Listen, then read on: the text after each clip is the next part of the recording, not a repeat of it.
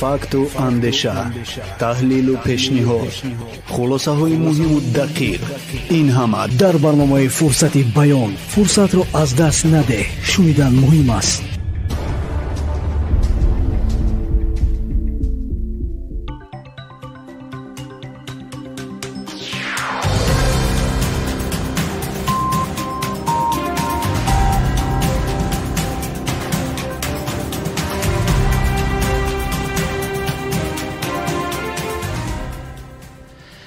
درود سامیان گرامی، یک روز خوش و طبع بالیده براتون تمام میکنیم.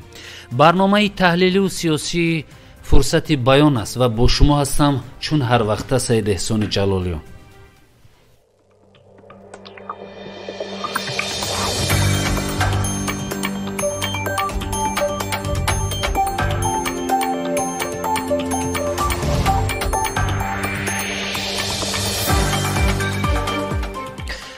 شنوندگان گرامی، همه ساله روز 16 اکتبر در تاجیکستان روز کینا، روز سینما تجلیل می شود. از بس که این مسئله خیلی مهم است، زیرا کشورها، خلق و ملت ها در برابر دیگر وسیله ها با فیلم نیز زندگی، عرف و عادت و حیات طبیعی خود را به جهانیان معرفی میکنند.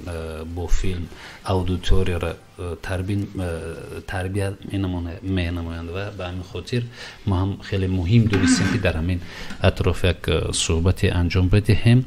و شنونده های گرامی، به این خاطر هرچند امروز روز 14 است ولی در روز 16 برنامه فرصت بیان که پخش نمیشد، به این خاطر ما گفتیم قبلا در افیر مستقیم صحبت انجام بدهیم.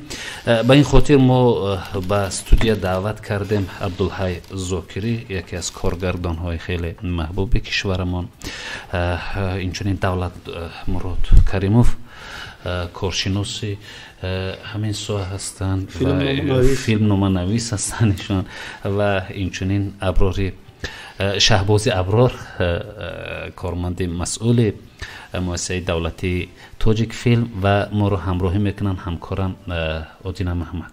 خوش آمدید به استودیو رادیوی تاجیکستان. سلامت باشید. واقعا هم موضوعی که عین حال میخوایم در اطرافش صحبت کنیم، یک چگونه گفتیم موضوع خیلی مهم است و در اول من میخوام که از هم صحبتان خود وابسته به وضع سینمای کشور رو خوب بفهمم که عین حال بهای شما چگونه است. مرحمت، فکر میکنم از عبدالحی زاکری شروع میکنیم. مرحمت. تشکر. سلام عرض میکنم به شنوندگان عزیز.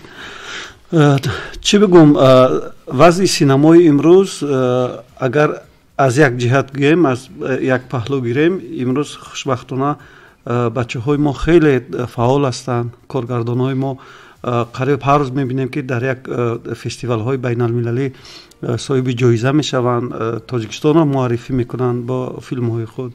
و به نزدیکی هم فیلم محیدین مظفر از سوخ سینما که در یکی از فستیوال های با نفوذ جهانی پوسان، یعنی که اونجا معرفی شد که اینم یعنی پیش از همه فخر همه ما سینماگرها هست که توانست با فیلم خود در این فستیوال با نفوذ جهانی تاجیکستان رو با فیلمش معرفی کنند. و این چنان دیگر بچه ها هستند که به غیر از اونه که در یعنی که تاجیک فیلم مؤسسه دولتی تاجیک فیلم فعالیت نمیکنن و فیلم های میگیرن که علاقه جهانی شده ایستادن. اینم هم استودیوهای شخصی، هم در علایده اون استودیوهایی که در شهر و ولایت ها هستن.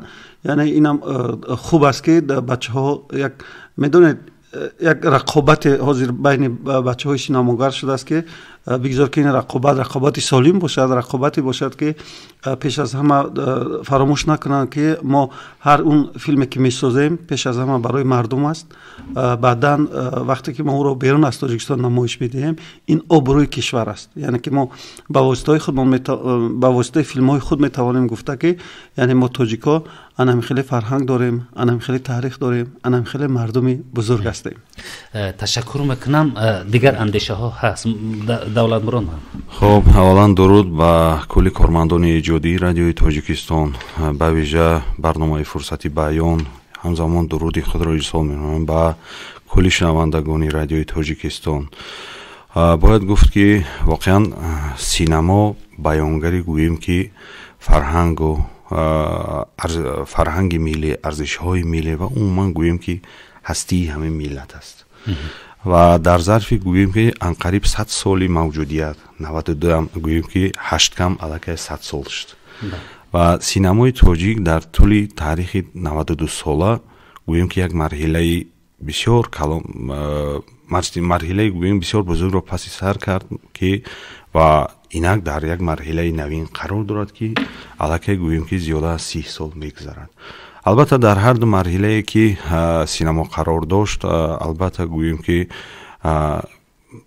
گوییم دوره گوییم که رشد و نموی خود را داشت و به ویژه اگر ما تکیه کنیم سری گوییم آن همین مرحله بعدی که مرحله دوران استقلال است و سینما در آغاز اول گوییم که سقوط کرد کمی سقوط که نه سقوط کرد و بالاخره بعد از سقوط گوییم با جان گرفتن جانا کشیدن گوییم که شاخه‌های گوییم ساحه‌های گوییم که دولت و حکومت روی سینما هم نیز توجه ظاهر کرده شد که کم هم باشد یک نوع گوییم که یک تکان خورد این سینما و یک جنبش به وجود آمد. تشکر میکنم. شهباز میدونید اینجا گفتن که یک مدت سکوت کرد و بعدا باز دیگر باره جان گرفت و فعال شد و فیلم ها خیلی زیاد روی کار آمدن ولی در اون سمت رشد نکرد که در برابر مثلا کشورهایی که فیلم هایشان پیش رفته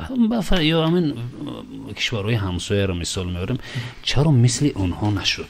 یعنی جان گرفتنش مثل اونها جان نگرفت. مرمت ببینیم پس از اونی که نو قید کردن که سکوت کرد واقعا هم پس از اون از جانب حکومت دولت یک توجه به ساحه شد که خصوصا از سال 1994 قانون جمهوری تویستان در باره کینو قبول گردید و پس از سالهای 2008 علاقه تا حال 3 مرحله 3 مراتبه برنامه رشد کینو که هر یک دوره اون 5 ساله را در بر میگیرد روی کار آمد. در دایره همین برنامه یعنی که به نقشه گرفتن یک چند فیلم های هنری که باید معرفی کنن فیلم های یعنی که استحصال خودی تاجیک فیلم ها. در همین برابر ما یعنی که کارگردان های ما واقعا هم یک تلاش میکنن در حقیقت موفق هم هستن که فیلم های آفریدن که در سینما جایزه های بین المللی نیز اشتراک کرده جای های نمایان کسب میکنن. به خصوص بیاین هم یک چند فیلم هایی که وقتهای اخیر بناور گرفتم بمونندی بچه اوبی یعنی که فیض‌الله فیضوف افتابوسی عبدالحی زکیروف و اینکه فیلم آخرین کوتاهی که علاقه چندین جایزه ها را کسب کرد این دو درک فرشته های امید میرزا شیرین یا اینکه همین فیلم دویکی در همکاری یعنی که سینما ساخت او در همکاری با خودی تاجیک فیلم گرفته است. این هم در دایره برنامه رشد کینو است و همین فیلم هایی که ما میگیریم در تمام جایزه های بین الملل اشتراک کرده جایهای نمایان گرفته و همزمان سینمای ملی تاجیک معرفی کرده است. خب تشکر میکنم. اودینبک حالا میگه که شهباز گفتن من حساب کردم ده اونا گفتن ما گفتن که بعد از سقوطش مثلا چی شد ایشان گفتن من یک گفتن ایشان هر فیلمی که میگفتن من همین 4 انگشتم شد حتی انگشت یک دستی من پر نشد. مرحمت نظر شما چی است؟ واقعا مرحله نوی سینما برای اینجا هستند استادا و همکارا همان وقتی بود که مؤسسه دولتی تاجیک فیلم سال 2016 اگر خطا نکنم تشکیل شد. 17 این مؤسسه با سپارش مخصوصی پرزیدنت کشور تشکیل شد یک مؤسسه الهیده و در سال 2018 در یک سال اکه عبدالحی شاهد هستن 7 فیلمی پورا گرفته شد. من شاهد هستم سال اولی که برنامه رشد کینو برای سال 2018-2022 قبول کرده شد از جانب حکومت به خاطر رشد همین سمت و گرفته شد. تا سال 2018 دیگه از سبب در اون وقت فیلم ها کم بودن لیکن وقتی که مؤسسه تشکیل شد علاقه برنامه اینجا شهباز هم یک چیز دیگر را قید نکردن علاقه تاجیک فیلم 4 یا 100 دارد در هر منطقه назорати филмҳо, таҳияи филмҳо. хуб марҳила аз соли 2017 шурӯъ шуд ва дар ин муддат аллакай мо то соли 2017 ман як маводе ҳам таҳия карда будам, агар хато накунам соли 2014 15 ё 13 2013-14 дар тоҷикистон ягон филм набуд, филми пурра гирифта нашуда буд дар 2 сол. аммо дар соли 2018 7 филм танҳо аз ҷониби муассисаи давлати тоҷик филм гирифта шуд ва баъдан хушбахтона чашм расид, баъдан чашм расид. ва бибинед вақте ки филм гирифта шуд мо аллакай дидем ки дигар ҷавоно ба майдони синема ворид шуданд, мо дидем ки дигар филмҳо таҳия шуданд ва ҳамин гуна ҳоло мо солона агар хато накунам 3 филми пурра мегирем ва филмҳои кӯтоҳ аз 4 то 6 филми кӯтоҳ ки ина мо ҳамасола шоҳиди нахуст намоиш ҳастем ва умедворем ки ҳамин гуна шуморае ки ҳаст рӯз то рӯз бештар мешавад. خب تشکر میکنم. عبدالحی میگه بیشتری همین فیلم ها یا همون خب در کشور فرق ندارد فیلم های خب کوتاه باشد و کلام اکثریتش نمیدونم برای خوب چی است، بیشتر برای شرکت کردنشون در آزمون ها راه اندازی کرده میشد. مثلا خب یگون فیلم آفرنده این کوشش نمیکند که مثلا فیلمش خب در اول باید خیلی زیاد میان مردم محبوب بشود. مثلا خب حالا ما نمیدونم همون تجارت فیلم نیست در تاجیکستان، چرا این است؟ ما کوشش میکنیم که در آزمون ها هیچ کس در تاجیکستان نمیدوند اون فیلم، خب ولی در قزاقستان جای دیگر میرود و جایزه میبرد. درست همه گید. من فقط بهار رو از خودم میدهم که وقتی فیلم افتابوس می ساختیم تیمی ما میدونه همه بچه در خیال من در اندیشه من فستیوال نبود. من پیش از همه میگفتم که اول ما بازار خود رو با فیلم های خودمون باید تامین کنیم، باید ما فیلم های ملی رو گیریم، باید ما تماشابین خود رو از اون فیلم هایی که از اون فیلم های سریال ترکی و نمیدونم خطایی و دیگر که امروز بازار ما رو خیلی پر کردن، ما برگردونیم بیننده خود رو با فیلم های خود، با سریال ها بسازیم، سریال های تاجیکی. برای چی ما این کارو نمیکنیم؟ و خودی من هم در شبکه اولی تلویزیون تاجیکستان همون وقتا برآمد کرده گفته بودم که این فیلم هایی که امروز یعنی که ترکی و دیگر هست که مردم ما قدر یعنی که سرگرم تماشای این فیلم ها هستن خطر دارد. در هر یک فیلمی که میگیرن نمیدونم سینماگرایی خارجی باشد یا که نمیدونم دیگر خواهیم نخواهیم در اونجا مثلا پروپاگاندا چی میشه، ترغیب فرهنگ خود، بله تاریخ خود دیگر یعنی که زیاد است. به همین خاطر من در اونجا بانگ خطر زده بودم که امروز کودکای نورسی ما رو میبینیم در کوچه و در مکتب ها با اون لباس هایی که در تن دارن صورت اون قهرمان های همون فیلم های ترکی و دیگر هستن. آیا اون چی میگن نماینده هایی که باید یعنی این وقتی که فیلم ها وارد میشن بعد مثال جمهوری تاجیکستان برای چی نظارت نمیشون از طرف اون کمیسیون مخصوص؟ و این یعنی صحبت ما هم با شبکه اول یعنی که پخش شد، بعد از اون خیلی من خوشحالم شدم که یک مدت هم فیلم های ترکی رو یعنی کم هم کردن و این هم درست است که اول پیش از اونه که ما اندیشه فیلم فستیوال های بین المللی یا که بیرون میکنیم اول بیاید بازار خودمون رو تامین کنیم. من خودی منم طرفدار همینم. من شما دستگیری میکنم، سوال شما خیلی برجا بود و اون بچه‌ای که مثال هستن در پهلوی ما مثال اول فیلم آماده نشده است الکی از فیلم نامه شروع کرده، اونا فقط در مغز اونها در فستیوال‌های بین‌المللی در کانون در اسکار یعنی که در مغزشون در تخیلشون الکی اونها اشتراک کردن، الکی اونها تمام جایزه ها را گرفته آمدن ولیکن فیلم رو میسازن که از همین مرز قرقیزستان اوست نمیرد یا که از مرز ازبکستان. این خیلی باعث و به همین خاطر بیاید فکر میکنم اون نفرایی که من به عزت نفس یگون کارگردان رسل نیستم یعنی که از خودی من شروع کرده اول ما فیلم های ملی گیریم، اول ما بیننده های خود رو با فیلم های خود ما تامین کرده بتونیم، بعدا این فستیوال خودش میشه. وقتی که میگن اگر فیلم خوب باشد اون راه خود را پیدا میکند با فستیوال های بین المللی و با دیگر جاها. با این خاطر من فکر میکنم که وقتی او رسیده است که الکی ما دست زنیم به فیلم های تاریخی. یعنی که بیننده ما برای چی امروز فیلم های ما رو تماشا نمیکنن؟ به خاطر که همون یک کوچه و یک خونه رو توکی تماشا کنند. وقتی ما فیلم تاریخی میسازیم طبیعی است که در اونجا مبلغ‌های زیاد در کار است. در اونجا مخصوص دکورها ساختن در کار. برای اون فیلم سر لباس‌ها دوختن در کار. در اونجا قهرمان یعنی قهرمان سازی باید کرد. به این خاطر یعنی که توجه به سینما هم باید از طرف دولت و حکومت زیاد باشد. با کدام خاطر که امروز ما باید وقتی که ما ملت هستیم، وقتی که ما تاجیکان تاجدار میگن ما قدر فرهنگ غنی و بزرگ داریم و ما توانیم به واسطه فیلم های خودمون همین تاجیک بودن خودمون، همین فرهنگ و همین تاریخ در تمام دنیا نشان داده توانیم.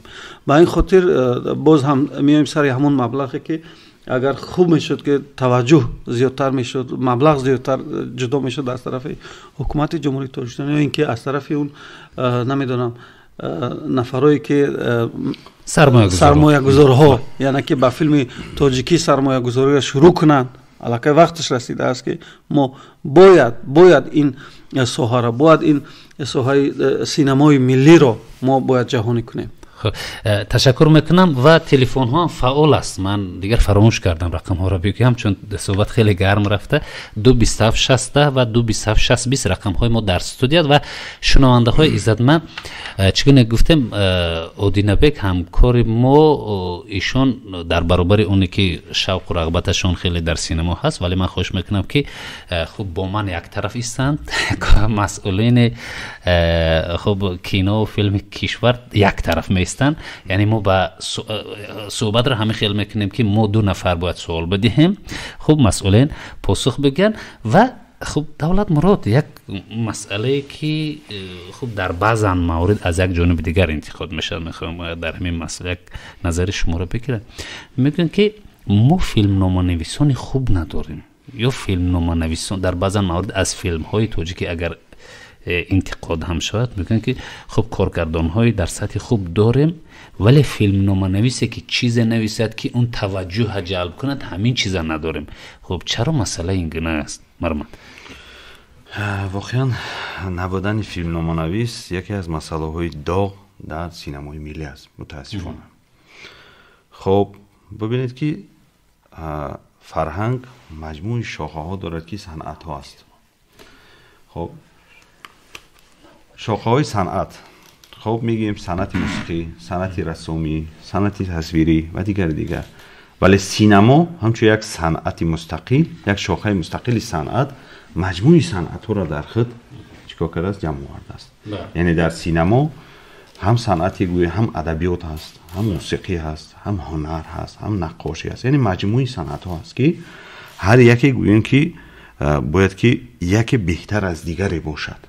از جمله گوییم که هنری سیناری نویسی. ببینید فیلم شروع می شود از ایده که اون در اصطلاح علمیش یعنی اصطلاح سوایی میگن فابولا و از همین فابولا شکل میگیرد. بعداً گوییم که در شکل گوییم اپیزود پلان سناریو میگن، بعداً خود سناریو روی کار میبرد، بعداً با این سناریو گوییم که خود از همون ایده تو گوییم که لحظه بناورگیریش 3-4 مرحله را پس سر میکنه که تو گوییم که کارگردان از روی بای فیلم گیرد.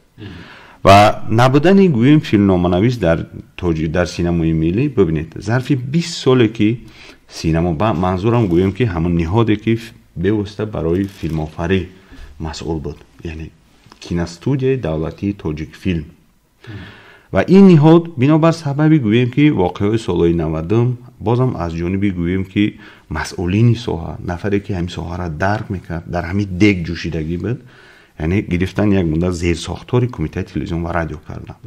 ببینید در ظرف 20 ساله که هرچند که این تصمیم برای یک موقت بود، یعنی گوییم که تا یک دوره با نظام آمدنی گوییم که اوضاع جامعه بود و طبیعی که باید به مجرای خودش روانه میشد و این چیز نشد، با کنج فراموشی پرتافته شد. ва зарфи 20 сол аз соли 1997 то соли 2017 ҳамчун як зерсохтори кумитаи телевизион ва радио буд ки дар зарфи 20 сол аллакай на танҳо гӯем ки ана ҳамун мактаби сценариянависӣ яъне мактаби сценариянависии миллӣ ки дар тӯли 70 соли синамои замони шӯравӣ шакл гирифтагӣ буда аллакай насл ба насл ҳамин донишҳо интиқол меёфтанд як муддат гӯем ки як ана ҳамин фосила як танаффуси 20 солаи ки гуфтам сукут ана ҳамин сукути 20 сола ҳама чира гӯем ки барҳам зад ва кино мазмуну моҳияташ аз даст дод кинои миллӣ яъне ранги телевизионӣ гирифт яъне аз барномаи телевизионӣ аз як теленавела гӯем то навелаҳои телевизионӣ анқариб ки фарқ кардан намешуд бинобар ин мо дар ҳамин 20 соле ки гӯем зерсохтор буд чун як соҳа ба туфайли ниҳодаш пеш меравад ниҳоде ҳаст ки дар ҳамин самт гӯем ки пешбарандаи сиёсати идеологии ҳамин гӯем ки самт аст яъне масъули пешбари гӯем ки сиёсати гӯем синамоӣ яъне сиёсати фарҳангӣ дар бахши синамо маҳз ана ҳамин ниҳоде бо номи тоҷикфилм аст ки хушбахтона гӯем ки сар аз соли 2017 гӯем ҳамчун як ниҳоди мустақили давлатӣ яъне дар шакли муассисаи давлатӣ яъне таҷдиди сохтор кард мустақил шуд ва ана ҳамин 20 соли сукут аллакай бубинед ки баъде ки ниҳод мустақил шуд дар он ҷо на танҳо гӯем ки набудани филмноманавис балки дигар набудани дигар мутахассисо эҳсос шуданд бахусус гӯем ки дар бахши танзим дар бахши рангбор яъне цветокоррексия дар бахши гӯем ки свет яъне равшанидиҳӣ дар самти мусиқӣ ва дигар яъне он цехҳое ки дар он ниҳод фаъолият мекарданд пара аз байн рафтанд набудани гӯем ки баъзаи модди техникӣ набудани гӯем ки худи мутахассис аллакай соҳаро чӣ кор кард фалаҷ кард таваҷҷӯҳ рӯи соҳаи синамои миллӣ шуд вале мутаассифона дер шуд имрӯз масалан ҳар як соҳара аз гӯем ки бахши ҳуқуқиш аз бахши қонуниш танзими ҳар як соҳа аз бахши гӯем ки қонунӣ шурӯъ мешавад ҳамин қонуне ки ҳозир ки гуфтам қонуни соҳавӣ ки масалан шаҳрзод гуфтанд ки аз солҳои 90 яъне ин қонун қабул шуд яъне ягона яке аз соҳаҳое аст ки бо мурури замон бо тақозои ҷомеа бо тақозои замон он қонун гӯем ки тағйири иловаҳо мехоҳад вале ин қонуни соҳавӣ то куҷо имрӯз ана ҳамин чиз бархурдор аст то куҷо вобаста ба тақозои бозор вобаста ба тақозои гӯем ки ҷомеа вобаста ба тақозои завқу салиқаи бинанда ана ҳамин қонун тағйири иловаҳо мешавад хоб синамо ҳамчун як дастгоҳи муқтадири гӯем тарғиби идеологӣ яъне манзурам идеологияи фарҳангии гӯем ки миллатҳо агар бошад дар баробари худ яке аз соҳаҳои мустақили санъат аст муқтадиртарин санъат аст ва дар баробари ин саноат ҳам низ ҳаст агар омилои рушд накардани ана ҳамин гӯем ки синамои миллӣ ана ҳамин гӯем ки аз баъзаи ҳуқуқиш сарчашма мегирад агар ин қонун вобаста ба мурури замон вобаста ба тақозои ҷомеа вобаста ба тақозои замон ин қонун агар гӯем ки тағйири иловаҳо ворид шавад яъне фазо боз шавад ва имкони гӯем ки имкони фаъолият кардани гӯем ки студиёи хусусӣ ба вуҷуд ояд ва ҳар гуна монеҳое ки дар ин соҳа ҳаст ва ин монеҳо бардошта шавад албатта фикр мекунам ки маблағгузорро дар ин самт кам нестанд ва вақте ки ин дар сеюм гӯем ки давра сеюм марҳилаи гӯем барномаи рушди кинои тоҷик ба охир мерасад дидед ки мисли ана ҳамун гӯем ки вақте ки вай мекунем мо баҳогузорӣ кардем рози арзёбӣ кардем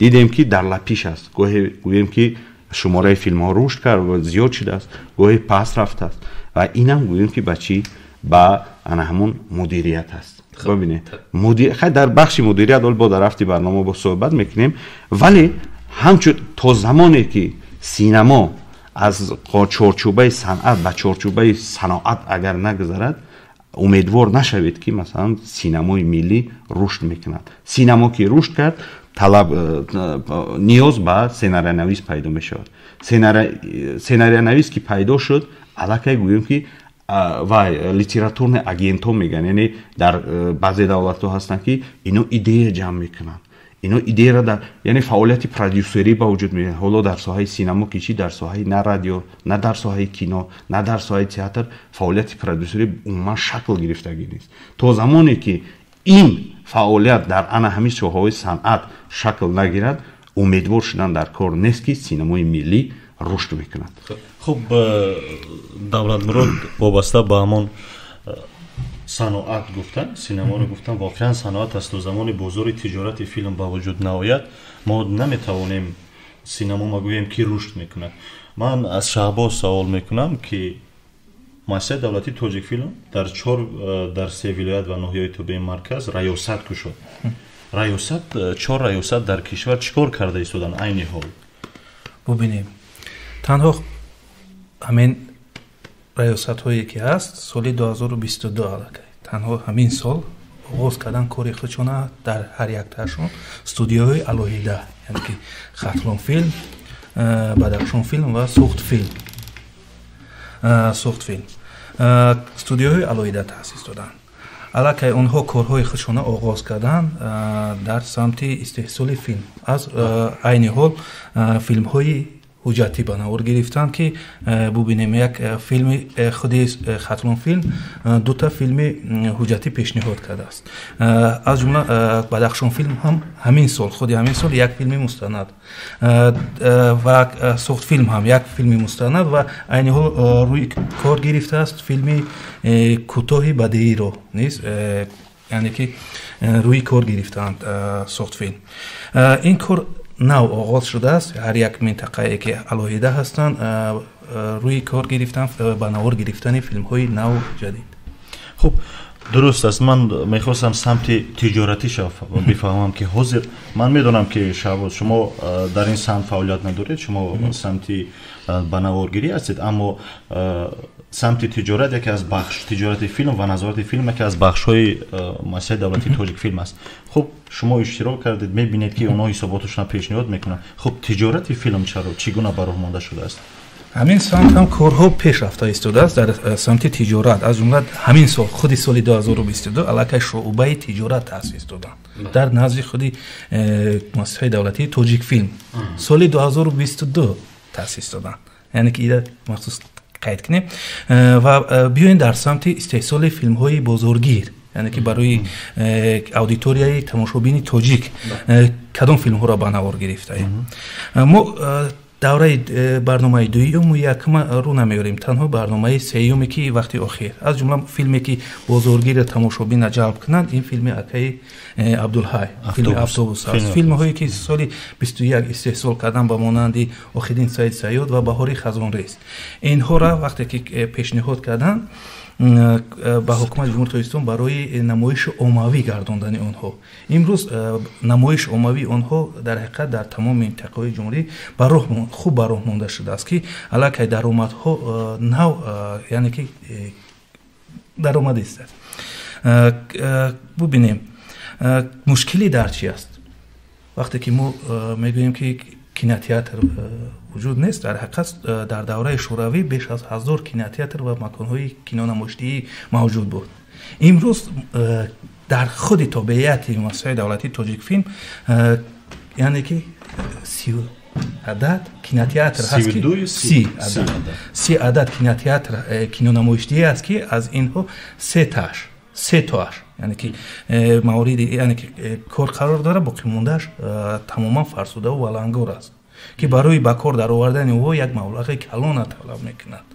боқӣ монда кинотеатрҳое ки ҳастанд онҳоро масалан дар вақти нооромиҳои кишвар яъне ки хусусӣ кардан ва парешон шудааст. яъне ки мо дар ҳамин се кинотеатре ки ҳаст ба монанди кинотеатри Тоҳир Собиров ки дар худи муассисаи давлатии тоҷикфилм қарор дорад, кинотеатри Ватане ки нав таъсис нав яъне ки таҷдиди навсозӣ кардан ва кинотеатре ки дар вилояти Суғд қарор дорад. боқӣ монда яъне ки фақат корҳои рангу боркунӣ кардистиянд ва барои таъмири пораи он яъне ки маблағи зарурӣ нест. ба ҳамин хотир дар барномаи рушди кино барои солҳои 23 ва 27 ҳамин таъмири кинотеатрҳоро ворид карданд ки ҳарчи ҳам набошад дар як соли 1 ва ё 2 кинотеатр аз таъмири хуб буроранд. аз ҷумла нақша ҳам гирифтанд ки давоми масалан солҳои 22 ва 23 кинотеатри Алёна ки дар ҳудуди Тоҷикистон аст низ аз таъмир буроранд. хуб ташаккур. ман ба Давлатмурод Каримов саволи навбатӣ метиҳам ки зеро аз таърих бештар огоҳ ҳастанд ва медонанд. бубинед, Шаҳбоз гуфтанд ки дар замони шӯравӣ мо 1000 кинотеатр, зиёда аз 1000 кинотеатр доштем ва ҳоло 30 кинотеатр дорем. хуб, кадом роҳ аст? аллакай муайян аст ки аллакай онҳо шахсӣ шуданд, ба як ниҳоде вобаста шуданд ва дигар. хуб, оё мумкин аст бозпас гирифтанд ва ё мумкин аст барномарезӣ карданд то як чизи нав бошад? хуб, ташаккур. зеро мо бе кинотеатр мо наметавонем ки дигар синамои мо рушд кунад ё самти таҳияи филмҳо дар кишвар бештар шавад. хуб, бубинед, замони шӯравӣ хуб як давраи гӯем як марҳилаи таърихӣ буд ки гузашт рафт. хуб, замони идеологияи замон дигар буд ва шароите ки имрӯз дар ҷаҳони муосир ҳаст, албатта ин шароит он вақт набуд. яъне ягона василаи гӯем ки расонидани ҳамон идеологияи давлатӣ ба воситаи ҳамин адабиёт, рӯзнома, радио, телевизион, баъдан кино. хуб, имрӯз бубинед ки агарчи шумораи киностудиёҳо, шумораи гӯем кинотеатрҳо фарз кардем ки имрӯзам агар 1000 мешуд, савол ба вуҷуд меояд, имрӯз агар ҳамон 1000 побарҷо мешуд, имрӯз ҳамчун ҳамин ниҳоди эҷодии тоҷикфилм оё қудрате дошт ки то ҳамин филмҳоро дар 1000 кинотеатр ба намоиш гузорад.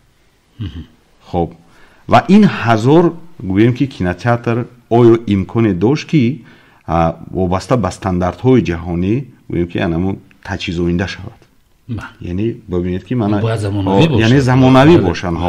хуб, табиист ки бинандаи имрӯз завқу салиқааш хеле тағйир ёфтагӣ аст. дигар он бинандаи имрӯз бинандаи пештар нест ки масалан дар толори хунуки кинотеатр масалан дар як экрани хунук, дар як экрани хира масалан филмро тамошо кунад. агарчи филм ба як гӯем ки сифати олӣ таҳия шудааст, яъне дар формати олӣ таҳия шудааст ва оё ҳамин чиз ихтиёр дошт. ва баъдан чизе ки масалан ҳозир бародар гуфтанд ки масалан дар барномаи баъдӣ махсус гӯем як модда ҷо шудааст ки барои таъмири масалан кинотеатрҳо.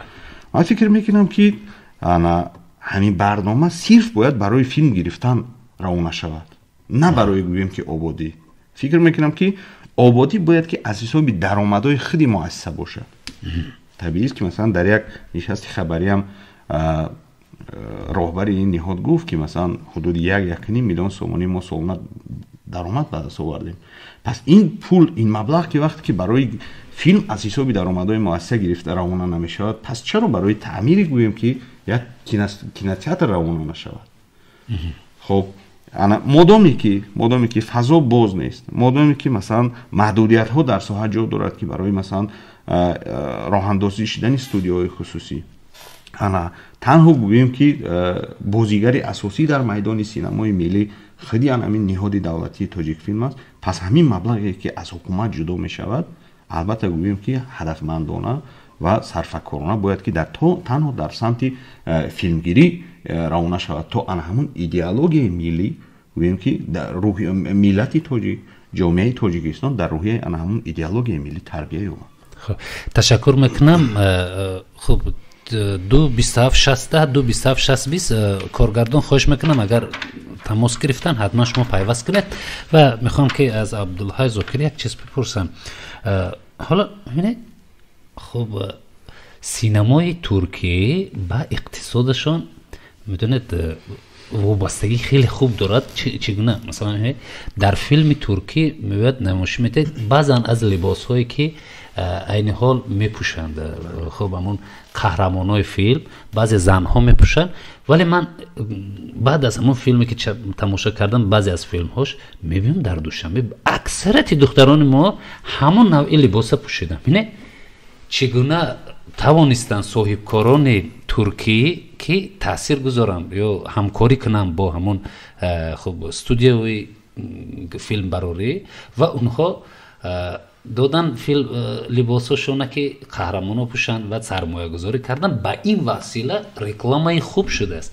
хуб вале дар мо ҳамин тарзи таблиғ ҳамин тавр нест. масалан ҳоло маҷбурӣ мекунем хонандаҳои мактаба ки сару либоса гирем, вале мешавад ки тариқи ин василаҳо хуб сармоягузорӣ кунанд. шояд агар ҳамин студияҳоро ё филмнависора хуб оное ки филмро ба навор мегирад коргардонҳоро то оне ки ҳамун дар филмҳо сару либоси онҳо бошад ва реклама, чун ин филмҳо 100 солаҳо меистад ва хуб ин реклама шудан мегирад.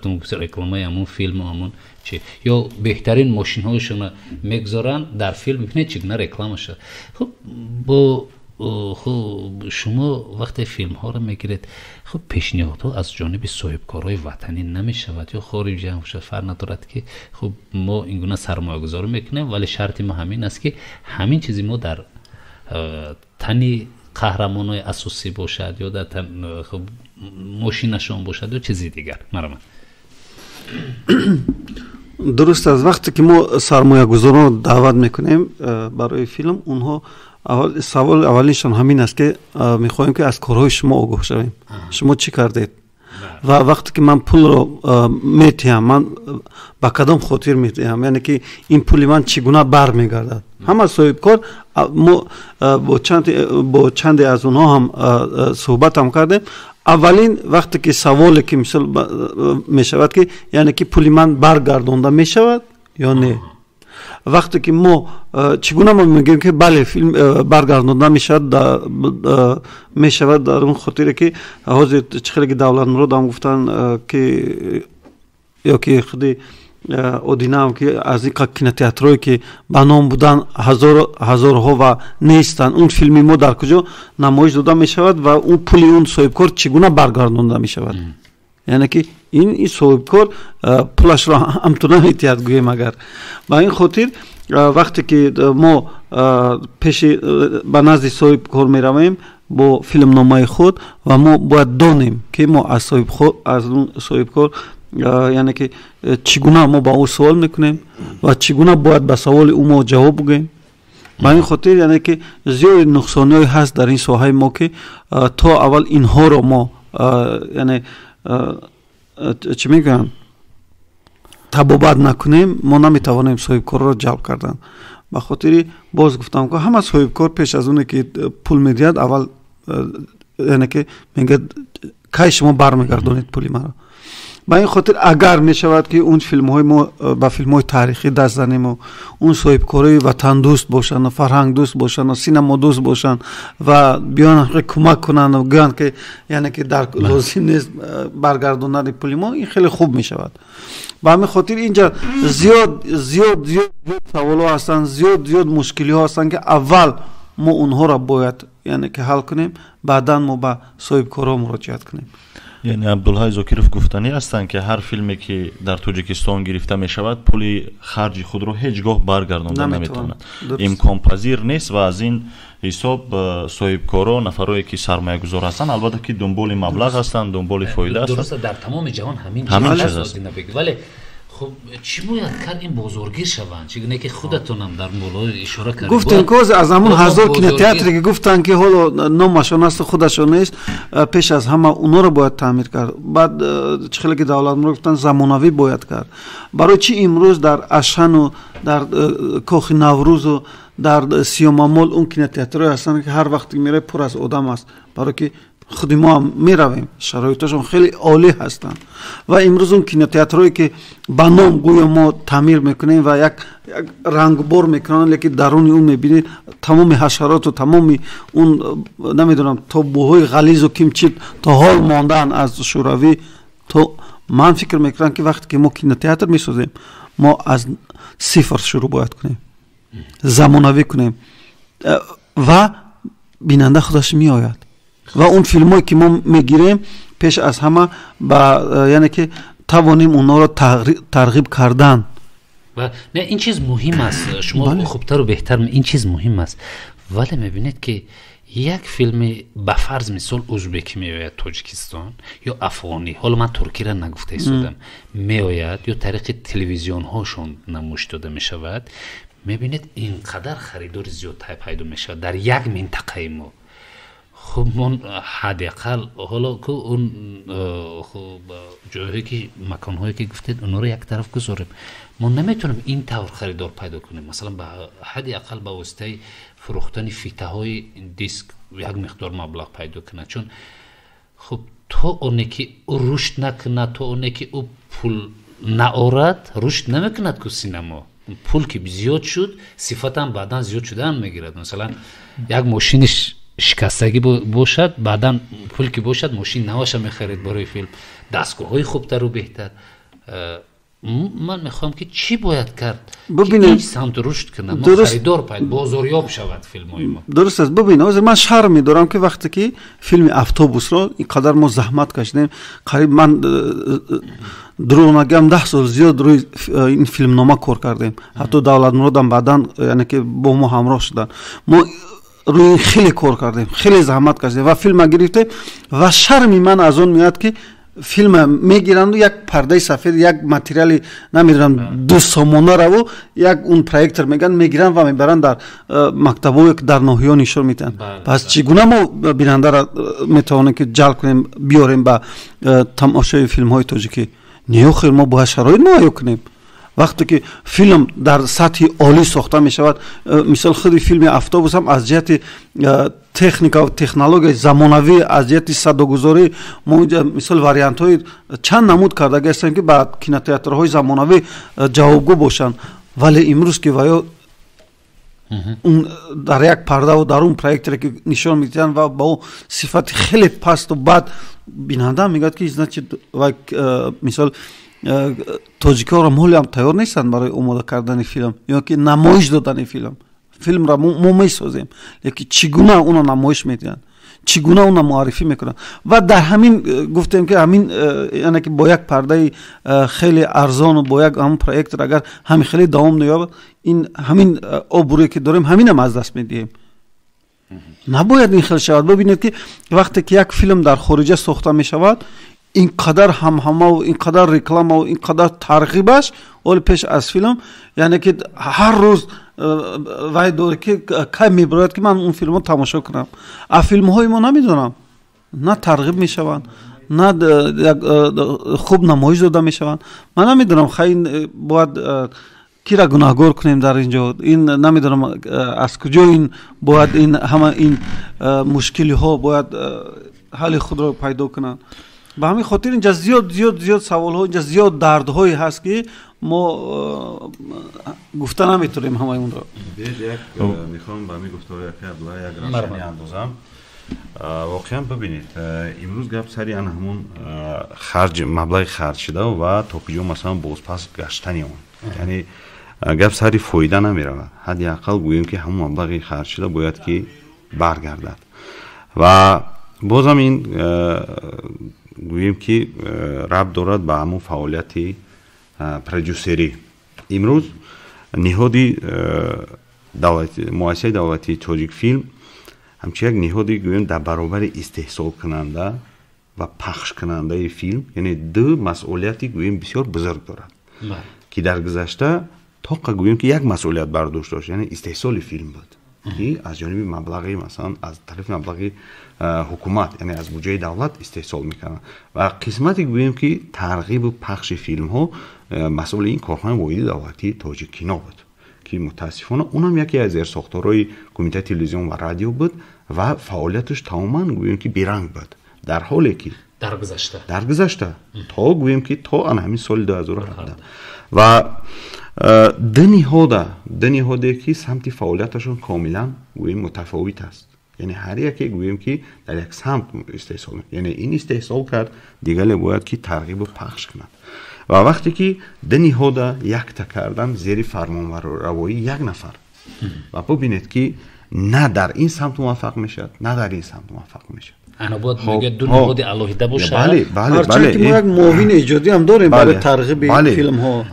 و اینجا گپ سری اگر گوییم که گپ سری ساختار رود، و نهادهایی که مسئولند و ساختارشون هم مثلا و سمت فعالیتشون هم به همین چیز مربوط است و در برابر این با گپ سری گوییم که مدیریت میرود. بالفرض اگر که دو نهادی گوییم که سمت فعالیتشون کاملا متفاوت یکجا شدن، یک کارخانه گوییم که مقتدر به وجود آمد، یک کارخانه بزرگ به وجود آمد و تا کجا از لحاظ مدیریت و از کجا مثلا از لحاظ ساختاری مثلا ساختار اینا مکمل شد، ساختاری که در تاجیکستان در هر این یا نهاد به وجود می‌آید و مرحله به مرحله تکمیل می‌یابد و تا کجا امروز در ظرف 5 سال فعالیت همون ساختار گوییم که تکمیل یافت و از کجا مثلا از لحاظ مدیریت مثلا پیش رفت. خب شما در آغاز صحبت گفتید که سال 2018 7 فیلم گرفته شد یا 5 فیلم گرفته شد و همین خیلی سال بعدیش هم گوییم که حدوداً 4 فیلم یا 3 فیلم دیگه گرفته شد که از جمله فیلم اتوبوس هم بود و فیلم ما لحاظ گوییم که سطح صفت بها نمیتیم، ما فقط حاضر توجه کردیم سری مقدار، یعنی کارخانه از لحاظ مقداری پیش رفت، یعنی با خرج مبلغ‌های هنگفت که نه کمترین فیلمش نه کمتر از 400,000 یا 450,000. ما حاضر سخن دولت مراد کریم فهمی بریم زیرا که بخش خبری است و بعدن از همینجا ادامه باشه این یگان وای نداره. خسته نباشید شنونده های عزتمند و ادامه دارد برنامه فرصت بیان و چگونه که شما میدونید ما وابسته به مشکلات فیلمی تاجیک صحبت انجام داده ایستادیم و تلفن ها هم فعال است 227 60 و 227 60 ما خب برنامه را از همون قسمت ادامه میکنیم که دولت مراد صحبت داشته بودن، میخوایم که ادامه صحبتشون رو بشنویم مرحمت اگر فراموش نکرده باشه. خب تشکر. واقعا گپ سری مدیریتی همین ساحه میرفت و ببینید که مدیریت یعنی منظورم به معنای تامش همون کادر در این ساحه گوییم که موقع کلیدی دارد.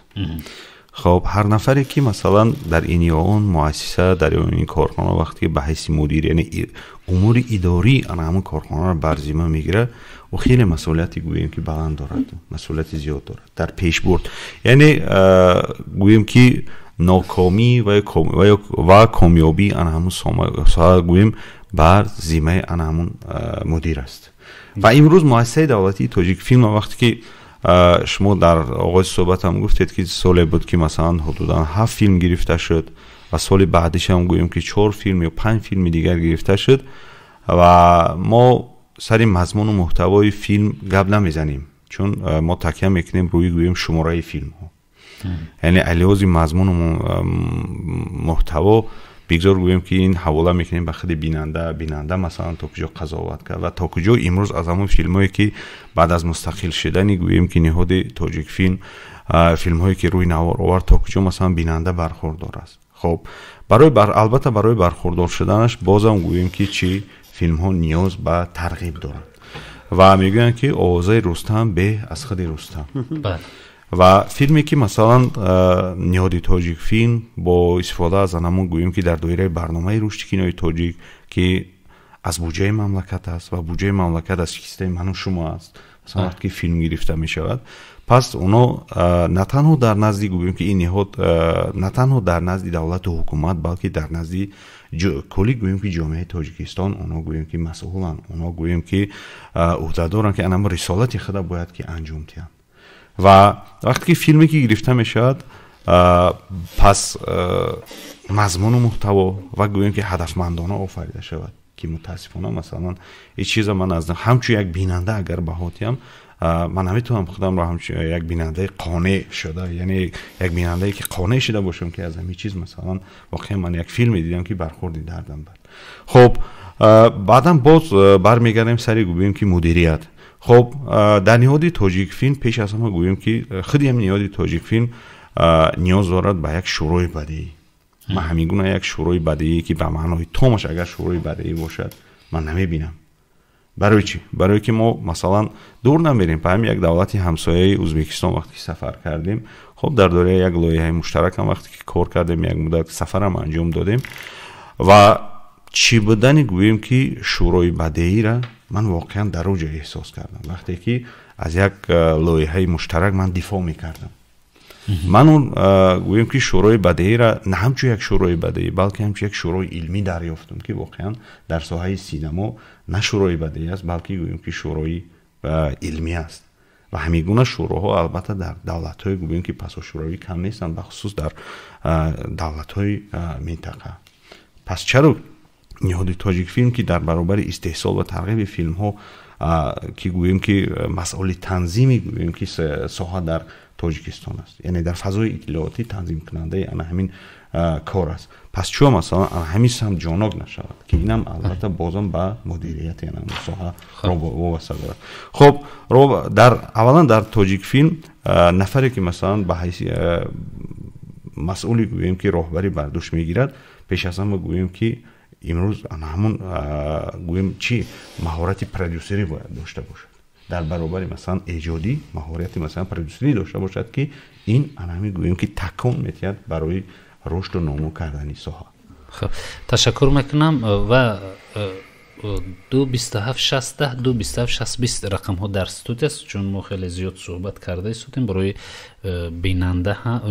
бинандаи филмҳо ва шунавандаи радиои тоҷикистон ҳам имкон бидиҳем то ишон тамос бигиранд, назару андешаҳои худро баён бидоранд ва шояд ки суолҳоям ҳаст. ва шунавандаҳои гиромӣ, айни ҳол бо мо Шаҳбози Аброр нестанд ва танҳо Абдулҳай Зокирӣ ва инчунин Давлатмурод бо мо ҳастанд ки хуб назару андешаҳои худро баён дошта истоданд ва хоҳиш мекунам ки хуб ҷумъахон агар нафаре ҳаст пайваст кунед, чун мо ҳоло суолҳои хеле зиёде дорем ки ҳаминтавр ба ҳамсуҳбатон хоҳем дод.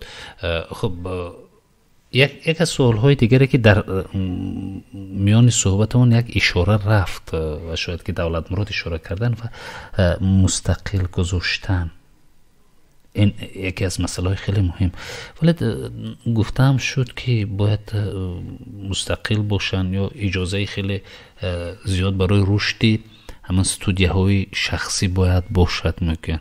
хуб вале дар ин ҷо гуфта мешавад ки масалан маблағгузорӣ аз ҳисоби давлат ҳам бошад ва мусаллам аст ки он шахсӣ ки бошад он аз ҳисоби худаш мешавад, вале ин метавонад вақте агар студияҳои шахсӣ бештар бошанд ҳамин самт рушд кунад, ба як самти тиҷорат табдил бишавад. бубинед он студияҳои шахсие ки имрӯз дар Тоҷикистон ҳастанд, зиёди онҳо ба ҳамкорӣ бо яъне чӣ мегӯянд ҳамкорӣ бо ширкатҳои хориҷӣ, яъне ки дар вақте ки супориш медиҳанд аз тарафи онҳо омода намудани филмҳои ҳуҷҷатӣ аст. Абдулҳай биёд як нафара пайваст мекунем, баъдан шумо идома медиҳед. алло, салому алайкум. алайкум салом. аз куҷо занг мезанед, чӣ ном доред? ман Тоҷиддин ном дорам, аз Дуняи Фархур. марҳамат Тоҷиддин. ҳамон филмҳое ки ҳозир соҳиби озмун мешаванд дар ноҳияи дурдаст имкони тамошо нест, ина фақат дар шабакаҳои иҷтимоӣ мебинем ҳамин чизора, ва ки соҳиби ҷоиза мешаванд, бисёр пешравиҳо муваффақиятҳо мешаванд, лекин мутаассифона мо онҳоро имкони тамошо кардан надорем ва хуб мешид ки ҳамин тоҷикфилм бо ноҳияҳои дурдаст бо мутахассисон ҳамкорӣ кунанд ки ҳай ҳавасмандон ҳастанд ки барои эҷоди филмҳо ҳамкорӣ кунанд. ин масъала гуфтем як баррасӣ мекардем. ташаккур мекунам барои тамос гирифтан аз ноҳияи Фархор будан ин нафар. хуб аввал ба суоли аввал посух гӯед, баъдан назаратонро вобаста ба хуб пешниҳоде ки ин нафар доштан бигӯед. марҳамат. баъдан он студияҳои шахсие ки мо гуфтем, албатта ки онҳо аз тарафи давлат хеле худ шумо ҳам гуфта будед ки маблағгузорӣ намешавад ва ҳастанд он нафарҳое ки дар ҳақиқат худашон маблағи зиёд ҳам доранд ва метавонанд ки студия кушоянд ва метавонанд ки он яъне ки мақсаду он идеое ки дар мисол сари худ доранд метавонанд ки амалӣ кунанд ва метавонанд ки коргардонҳоро даъват кунанд, метавонанд ки филмномонависоро даъват кунанд ки дар бораи ин ё он мавзӯе ки дилхоҳ худи ҳамон шахс мехоҳад бо яъне воситаи студияи шахси худаш амалӣ кунад, инро метавонад кард. ва ба саволи ин бародар агар гӯем яъне ҷавоб гардонем, дуруст аст. бибинед ҳар филме ки мо месозем خود هر یک کارگردان میخواهد که اون مردمی شود. یعنی که پیش از همه بیننده ما همون مردم است. وقتی که فیلم مردمی میشود و بیننده خود رو مییابد و انشالله که اونم جهانی هم میشود. با این خاطر من این برادر رو میفهمم و بسیار هم خودی منم خواهش منم همین است که علاقه از گرفتن فیلم افتابوس 4 سال شده است، ولی نیمی قریب زیادی بیننده ها تا امروز خودی منم زنگ میزنن می نویسن که ما فیلم افتابوس رو کی دیده میتوانیم، در کجا دیده میتوانیم، ولی من نمیدونم که برای این کار رو برای پهن کردن فیلم این مخصوص مثال نفرایی هستن که باید میرو بکنن و خیلی زیاد میخوام که یعنی فیلم پیش که زودتر به مردم معرفی شود. یک نفر دیگر هم هستن. الو. سلام علیکم. علیکم السلام. از کجا زنگ میزنید؟ چه نام دارید؟ جوادین بلخی، زنگ یک مادر. من بسیار فیلم های تاجیکی رو دوست میدارم و احترام میکنم. من به همه شما کارکنان رادیو و کارکنان کینو مرد و مینداری خودم رو بیان کنم. من گفتنی هم پیشترانه عزیزم، هر یک مهنت که شما میکنید چه در رادیو چه در کینو، البته او از طرف ما قدردانی میشود. ما یک چی از کینو و از برنامه های رادیو میگیریم. من بسیار دوست میدارم، با مانند کینوی رستم سهراب، با مانند کینوی حسن عربکش، با مانند کینوی واسه، با مانند کینوی او از کجا میآید در آرزوی پدر. من میخوام که همین کینوها رو در روزهای شنبه یک شنبه با طریق تلویزیون داده شود که همین فرزندای ما همون روزا عادی خند همین کینوها رو بینند. باقی به شما سربلندی و خانه آباد میخواهم. سلامت باشن. تشکر میکنم. یک پیشنهاد داشتن که همین فیلم ها باشد طریق تلویزیون و دیگر وسیله ها، خب بکن رادیو با نمیشود، لیکن تلویزیون ها یا شاید شبکه ها باشد. ولی خب اینا بینید که گفتن که فیلم های تاریخی و همون مثال را آوردن که این فیلم ها قبلا برداشته شده است، یعنی در دورانی که استقلالت اینو برداشته نشده است. خب مرحمت وابسته به گفتهای پیش از من با این مادر عزیز تشکر میگویم که بعد یعنی که قدر زحمتی ما میرسد شفایی هم باشد و این فیلم ها فکر میکنم که قریب هر روز به طریق شبکه تلویزیون سینما پخش میشوند. اگر که پیگیری کنن در اونجا زیادتر، یعنی حتی قانون هم شدگی است که زیادتر به طریق تلویزیون ها فیلم های تاجیکی نمایش داده شوند و زیادی فیلم هایی که خود منم بعضا در حیرت میمونم وقتی به طریق شبکه تلویزیون سینما فیلم هایی که نمایش میدن خود من هم دیدگی نیستم. یعنی خیلی فیلم های خوبم هست که زیادن که با این طریق این شبکه نمایش داده می شود و درست هم میگید. ببینید سر این فیلم هایی که اینو مادر نامبر کردن، البته ترکی فیلم های تاریخی این فیلم های موندگار هستن. اینا ما هم در بالا قید کرده بودیم که خیلی خوب می شود که توجه هم نسبت همین ساختنی فیلم های تاریخی شود خیلی خوب می شود و ببینید که زیاد اون نفرایی که اصلا خودشون رو کارشناس ساحه سینما میگن و از سینما بیخبر هستند و فقط یک چیز رو میگن که کارگردان های ما آماده نیستند برای گرفتن فیلم های تاریخی. این دروغ محض است. ببینید خود من بیرون هم در تاجیکستان تحصیل کردم در همین رشته تلویزیون سینما و هم در بیرون از تاجیکستان و استادان ما فقط یک چیز رو میگفتن که از همه برای کارگردان آسان ترین گرفتن فیلم های تاریخی است و کدام خاطر اونجا دکور و لباس همه چی دختر میشه تیار میشد و فیلم رو میگیری. خب تشکر. یک نفر دیگر است بید شنونده های ما فعال شدن در ساعت دیوم. الو. روز بخیر باشد. درود به همه شما کارمندان رادیو تاجیکستان و مهمانان شما خوش آمدید. سلامت باشد. مرحبا. خب منم به صفت یک مخلص و سرسپرده اشدی سینما هستم فعالیت میکنم، ولی سوال من این است به دولت مراد کریمов اگر در استودیو حاضر باشد. بله هستم. سوالم این است که چون از تاریخ خیلی برخوردارند، از سینما برخوردارند، از رویه و شیوه های سینما آفری و از همه چیز برخوردارند، چرا یک فیلم نامه درست تهیه نمیکنند، یک فیلم نامه تاریخی و پاولشان هم عبدالحی زاکیروف کارگردان سرشناس хатм кардаи мактабҳои хориҷи кишвар ҳар ду якҷо як филмнома дуруст намекунанд, як филми таърихӣ намегиранд, ё гап сари маблағ меравад, ба онҳо маблағ намерасад, ё ки ҳофизаи эҷодӣ ё фурсат чӣ аст ки масалан аз имрӯз онҳо як гурӯҳе таъсис бидиҳанд ва дар атрофи худашон синамогарони дигари ҷавонро низ даъват бикунанд. Ташаккури зиёд. Хоб, саломат бошанд. خب سلامت باشند. البته منم صحبت از قسمت آخری سوالشون شروع میکنم که بسیار زده منطقی هم سری همون بود، یعنی سری پول. واقعا در ما از اقتصادی گوییم که نقشوی به اصلاح اقتصادی پلانی به اقتصادی بازاری گذاشتیم.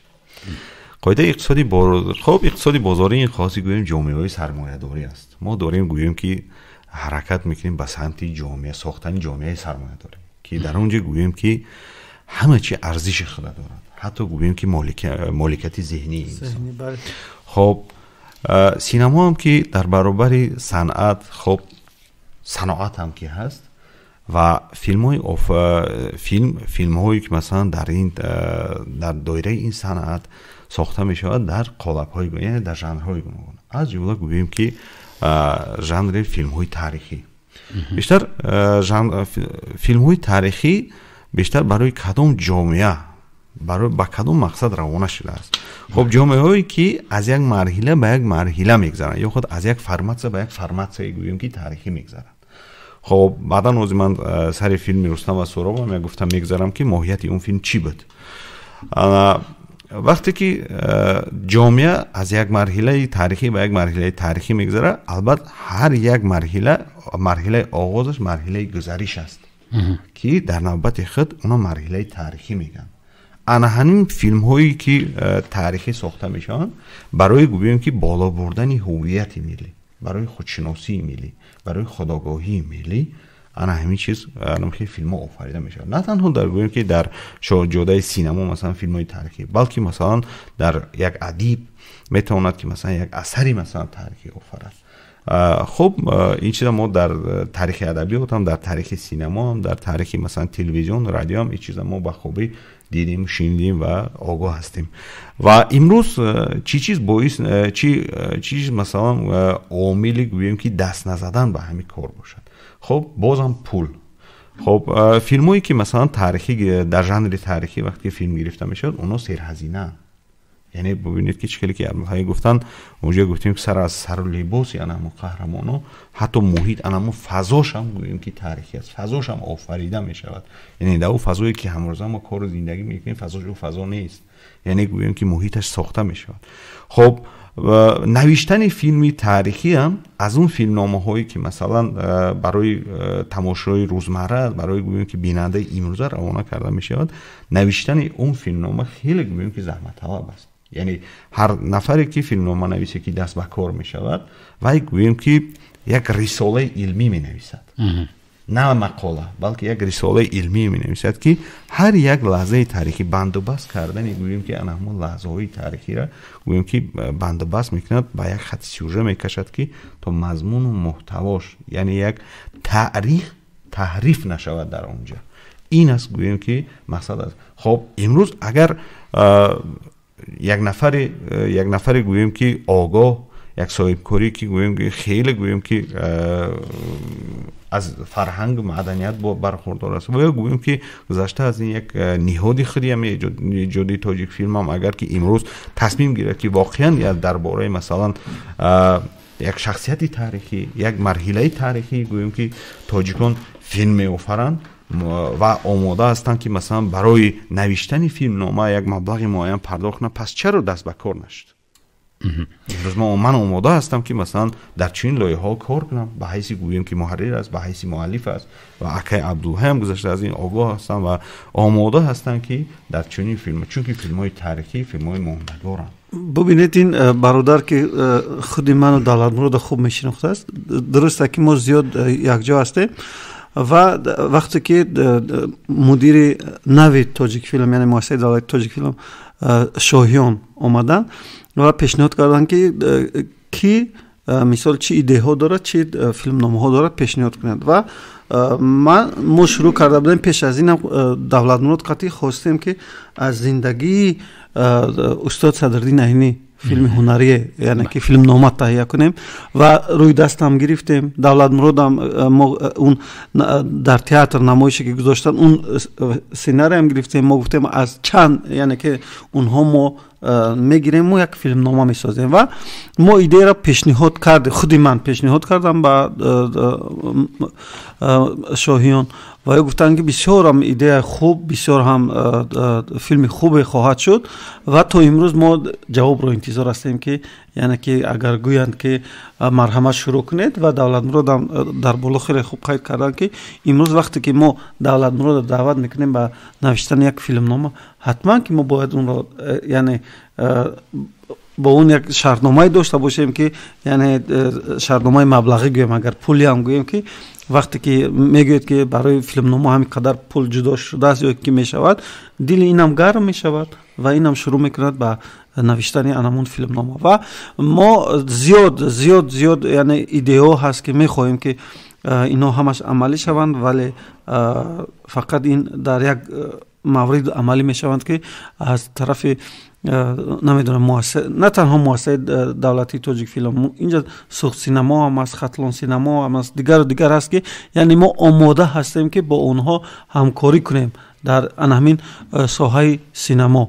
هم دولتمرود در ساحه فیلمنامه نویسی، هم خود من در ساحه کارگردانی ما آماده هستیم. خب تشکر میکنم. یک نفر دیگر هم هستن در خط تلفن. الو.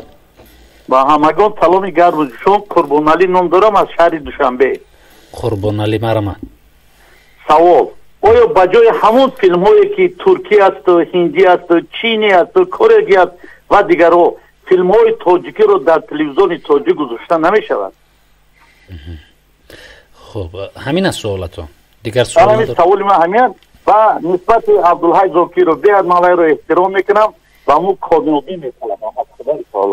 خب تشکر میکنم برای تماس گرفتن. قربان علی بودن از شهر دوشنبه. سلامت باشید. ما خوشحال هستیم که این مهنت های ما یعنی که از طرف شما بیننده ها، از طرف مخلصان قدر می شود. و این سوال شما درست است که امروز در تاجیک فیلم، مؤسسه دولتی تاجیک فیلم خیلی زیاد فیلم های تاجیکی هستند و این سوال شما بعد فکر میکنم که رهبریت کمیته تلویزیون رادیو نزد حکومت جمهوری تاجیکستان است که و فکر میکنم که علاقه قانون هم شده است و که یعنی فیلم های تاجیکی زیادتر به طریق شبکه ها نمایش داده شود و فکر میکنم که این با این سوال خودتان روزهای نزدیک، یعنی که وقتی که شما اگر به طریق یعنی تلویزیون های تاجیکی رو تماشا کنید یعنی که جواب میگیرید. بله. بعدا یک چیز دیگر است که تلویزیون های صحوی ما زیاد داریم. مثلا حتما که فیلم ها رو در تلویزیون ورزش و فوتبال نمایش نمیدن. مثلا تلویزیون سینما داریم. در اینجا شما که بینید حتما گونه فیلم ها نمایش داده می شود و اودینا بیکم باز همراه شدن مرامت. و واقعا هم یک چیز فقط سوال کردنی بودم با دولتمراد کریموف که شنونده سوال کردن که برای چی در تلویزیون ما فیلم های تاجیکی کم است. ببینید 24 ساعت تلویزیون شبکه اول است، 24 ساعت تلویزیون سینما است و تلویزیون سینما صبحگاهی یک وقت معین دارد، هر سحر فیلم تاجیکی میگذارد. خب فیلم های ما از زمان شوروی تا امروز کفایگی میکنن که 24 ساعت رو یعنی در مدت 24 ساعت ما گذاریم و اون تکرار نشود. یعنی کفایگی میکنن بر اندیشه شما. خب ببینید وقتی افیری که امروز در تلویزیون های ما هست نه کمتر از 12 ساعت هم هست به فکرم، نه کمتر. پیشش علاقه تو یک شبانه روزی است.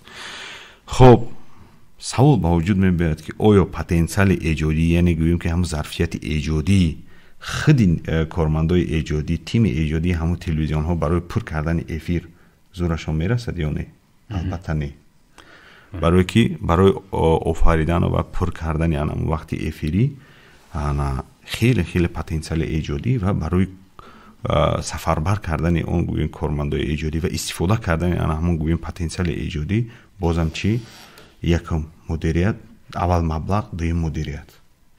یعنی صرفه‌کارانه و هدفمندانه استفاده کردن. خب برمیگردیم سریع همون فیلم های таи 30 соли охир истеҳсол шуда. албатта не, чунки мо гуфтем ки як марҳилаи тӯлоние буд ки дар замони истиқлол филми тоҷик сукут карда буд. ҳар соли сукут карда буд. бибинед ки телевизионҳо, соҳаи телевизион рушд кард. вақти эфирӣ ба вуҷуд омад, телевизионҳои соҳавӣ ба вуҷуд омаданд, махсус гӯем ки телевизиони синамо. ҳатто ҳамин гӯем ки феҳристи филмҳо, яъне гӯем ки шумораи филмҳое ки масалан имрӯз аз ҷониби ниҳоди эҷодии тоҷикфилм истеҳсол шудагиянд, ман боварӣ надорам ки барои пур кардани вақти эфирии худи синамо басанда бошад. بعد یک چیز اگر ایلوا کنم دولت مراد چخیلی که آدینام گفتن امروز فکر میکنم وقتی او رسیده است که مدیرای تلویزیون های یعنی که تاجیکستان شروع کرده از شبکه اول و ورزش و کودکانه و نمیدونم سفینه و دیگر باید یعنی مراجعت کنند به مؤسسه دولتی تاجیک فیلم برای تهیه کردن سریال ها. برای چی؟ ببینید که میگیرن فیلم های خارجی که زیاده از 100 و کم چند سری هستند اون را دوبلیاژ میکنند، در همه این فیلم پول صرف میشود.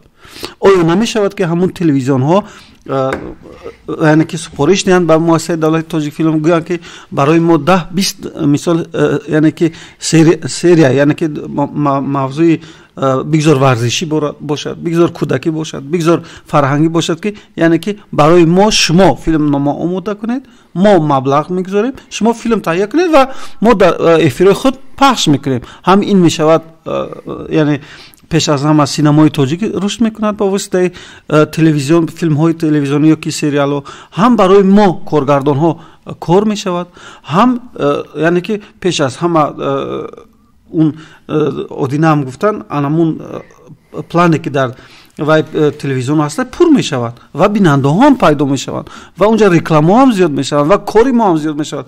این را من چند بار گفتم در یعنی که برنامه‌های خودم که علاقه شبکه های تلویزیونی با مؤسسه دولتی تاجیک فیلم باید همکاری کنند و یک اولین فکر میکنم که بعد از در تاریخ بعد از صاحب اصلاح گشتن جمهوری تاجیکستان این مدیر مؤسسه دولتی تلویزیون سفینه یعنی ناصر سعیدov توانست که یک چند فیلم ها را از مؤسسه دولتی تاجیک فیلم خریداری کند و پخش هم کرد. بگذار که دیگر رو مدیرای انمین تلویزیون ها هم بیاین و ببینید که وقتی ما امروز درباره رشد کینوی تاجیک میگیم، امروز ما درباره کینوی تاجیک میگیم، آخه کینوی تاجیک به پول نمیشود، در این مبلغ صرف میشود و حد اقل همون فیلمایی که مثال میخوان با طریق تلویزیون ها نمایش دهند یک مقدار پولش مثال باید اینا وای کنند. اگه این میرود با اون یعنی که با مخصوص اونجا نفرایی هستن که برای خرید و فروش فیلم ها مثال وای کنند. با این خاطر فکر میکنم که اگر این فکر شخصی من است که از اون فیلم های خارجی که میگیریم ما دوبلیاژ میکنیم و افیرای خودمون رو پر میکنیم، من این تلویزیون رو در نظر دارم، خوب میشود که از خودمون کنیم وطنی رو بکنیم. تشکر. در همین مورد یک سوال پدیم. خب تلویزیون به فرض مثال تلویزیون های تاجیکستان پول دادن، پتانسیل ایجادی و کادری میرسد که در همون سطحی که اون تلویزیون میخواهد آماده شود؟ زیاد. من فکر میکنم که ببینه امروز هر نفری که از کوچه فیلم میگیره تاجیک فیلم با تنوع تاجیک فیلم یعنی که با واسطه یوتیوب و دیگر کانال ها مثال وای میتید و آبروی پیش از همه مؤسسه دولتی تاجیک فیلم رو پس میکنند و اونا حرفه‌ای نیستن، اونا از کوچه هستند و امروز اگر مراجعت کنند به مؤسسه دولتی تاجیک فیلم فکر میکنم در اینجا نفرای حرفه‌ای خیلی زیاد هستند و اون سپارشی که از طرف اگر تلویزیون ها شوند برای آماده نمودن فیلم های یا اینکه سریال ها آماده است. چرا نه؟ برای که ما اون تکنولوژی که امروز در مؤسسه دولتی تاجیک فیلم هست این فکر میکنم جوابگوی یعنی که جهانی هست، اون دستگاه های نواربرداری، اون یعنی دیگر اون تجهیزاتی که هست و از جمله اون پتانسیلی که شما چخیلی گفتید کادرها من نمیگم پره هست لیکن به قدر امکان هست. یعنی که میتوانید. تشکر میکنم. من یک سوال دیگر دارم. من میخوام که 3 نفر پاسخ بگم به سوال من. آدینه بگم پاسخ بگم به خاطر که ایشون هم با ساختن فیلم ها مشغول میشوند. یک چیز رو من با شما بگم که از من زیادتر در مؤسسه دولتی تاجیک فیلم آدینه است، هر روز در همونجا هست. یعنی که بعد اینم حاضر یعنی که گم نهاده است، یعنی که ذوق دارد، شوق دارد با تهیه فیلم ها. به نزدیکی فیلم خودش هم یعنی که در کینوتئاتر وطن معرفی شد با نام فروغ که بیننده ها خیلی بعد از تماشای فیلم قرصک‌های زیاد هم زدن، حتی در حالت شوکی هم بودن. بله به همین خاطر من میخوام که سوال بدهم، این است که مبلغ گذار تاثیر نمیگذارد به فیلم هایی که خب شما کارگردان هستید، این نفر خب آدینه بکی فیلم میفرد، خب حتما که مبلغ خودش نیست، ایشون اینقدر مبلغ داشته باشن خب خیلی زیاد هم کار میکنن. خب بعدا دولت مورد من میخوام که به همین پاسخ بگن که تأثیر گذاری شما مثلا میخواید دیدی ملی خودتون که فیلم بیافرید ولی فرمایشگر میگه که نه من میخوام که این خیلی باشد، یا در بعضی موارد اگر سرمایه گذارش خود یکی از قهرمان ها باشد اون تأثیر نمیگذاره که من قهرمانی اساسی میشوم و شما میبینید که لایق قهرمان اساسی شدن نیست، یعنی میخواید برای خوبتر بودن یک نفری لایق‌تر گذارید ولی میگه که نه من باید باشم. مثلا همین خیلی حالت اومدم. درست است. خودی من هم مثلا شاهد اون هستم که چند نفری هم پیدا شد که با مبلغ‌های خیلی زیاد هم که یعنی گفت که من آماده هستم که برای شما اینقدر مبلغ کلام بدهم ولی نقش اساسی رو خودی من بازی کنم. و وقتی که من با اون که صحبت شدم اون با تجارت سر و کار داشته است و پولم داشته است و من گفتم که برای شما چی لازم است این؟ گفت که من بسیار میخوام که در کینو اشتراک کنم، بسیار من میخوام که بازی کنم و من یک کم مهارتی اون رو دیدم که اصلا جوابگو نیست و اون ببینید سینما پیش از همه سیما هست، یعنی که چهره هست. باید اون نفری که پول داشته لیکن یعنی من با عزت نفسی او رسیدگی نیستم، چهره سینمایی ندارد، هنر سینمایی ندارد، عموما قد و بسط اون جوابگوی سینمایی نیست. چگونه من برای من کارگردان که اگر من ها میگفتم پولی اونها میگرفتم و اگر من فیلم تهیه میکردم من خود رو خیلی گناهکار حس میکردم و من گفتم که برادر عزیز بیا این خیلی میکنیم، من شما را نزد یک نفر استاد روان میکنم، اونا قد شما یک کمی کار کنید ببینید خلاصه کنید بعداً یعنی که صحبت میکنیم. و من پیش استاد عبدالمین شریفی روان کردم که یک قریب یک 2-3 هفته مهارت اکتوری یک کمی با اون وای کرد. ببینید که از این ساحه نیست، اون میخندد و نمیتواند و مثال وای و باز با زمین همه همینم که من تیار هستم که یعنی که همون پول گذارم و شما فیلم گیرید. گفتم نه برادر، بخشش شما میتوانید که اگه کارگردان دیگر پیدا کنید و فیلم رو بگیرید. برای گفتم این گناه هست. برای چی گفتم اون پولی که اون مبلغی که شما شب و روز زحمت میکشید همین خیلی میگیرید صرف میکنید. میخوام بعدا همون فیلم رو گرفت با دیگر کارگردان ها، من نامی اون رو نمیگم و فیلم نمایش هم شد در اون وقت کینوتئاتر جامی بود و بعد از فیلم اومد گفت که اکا 2 شتا در من بزن دکر چی که شما درست گفتید که من این پول صرف کردم و در حقیقت من مهارتم نداشتم. در حقیقت وقتی که من خودم در اکران دیدم در حقیقت این فیلم نمیدونم پسندی من نشد. با این خاطر یعنی که میتونن سهم گذاشته اون نفری که پول میگذارد میتونن تاثیر من این خیلی میخوام من این خیلی میخوام.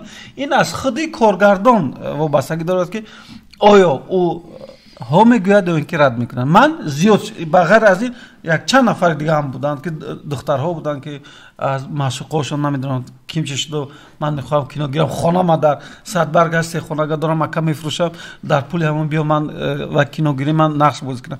یعنی زیاد نفرها بودن که من رد کردم و هستن دیگر کارگردانایی که وقتی که در دام چنین ها میغلطن خیلی برای پول شده ممکن این کارو کنن، لیکن من وجدانم که عذاب میداد وجدانم که نمیبرداشت من رد میکردم. خب مرمد آدینه بیک خب از همون روزی که سینما همچون صنعت شناخته شده بود البته وقتی که تجارت شد بعدن هر نفر پول میداد سخن همان اول بود. هر نفری که حاضر مبلغ میتید барои филм сухани вай аввал аст новобаста аз оне ки ӯ ягон шахс аст давлат аст ё ягон ташкилот аст яъне ки сухани асосиро ӯ мегӯяд режиссёр не режиссёр фақат фармоиш иҷро мекунад вақте ки маблағ ба ҳамин хотир дар он ҳолате ки агар негӯяд яъне ки намегирад филм ба ҳамин хотир дар синамои ҷаҳон ду равия ба вуҷуд омад филмҳои тиҷоратӣ ва филмҳои муаллифӣ филмҳои муаллифӣ филмҳое ҳастанд ки такя ба чӣ мекунанд ба инсонгароӣ ба инсондӯстӣ ба ҷавҳари инсон нигоҳ кардан ва филмҳои тиҷоратӣ такя ба он мекунанд ки реклама тарғиб идеологияи давлат барои мисол кадом кишваре бошад кадом нафаре бошад агар маблағ дод вай беманфиат ба режиссёр ё ки ба гурӯҳи филмбардорӣ пул наметиҳад ба ҳамин хотир дар ҳар нафаре ки мехоҳад филм бетаъсири беруна бе ягон маблағгузор гирад аз ҷайби худаш бароварда филм мегирад дигар илоҷ надорад барои мисол масалан муассисаи давлатии тоҷикфилм ҳам ҳатто таъсиргузор ҳаст вақте ки абдулҳай зокиров бо ҳамроҳии давлатмурод каримов филмнома пешниҳод мекунанд шуро ҳаст